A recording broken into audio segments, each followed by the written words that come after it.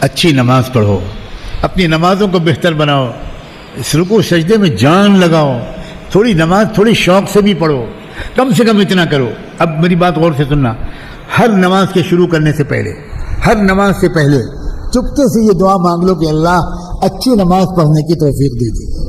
بس اتنی آسان بات بتا رہا ہوں، اے اللہ اچھی نماز پڑھنے کی توفیق دے دیجیے۔ ہر نماز سے پہلے، نماز سے پہلے اللہ سے مدد مانگنا اور نماز کے بعد اللہ سے معافی مانگنا کہ اللہ جیسی نماز پڑھنی چاہیے تھی ویسی نماز نہیں پڑھ سکا، اے اللہ مجھے معاف کر دیجیے، اے اللہ معاف کر دیجیے۔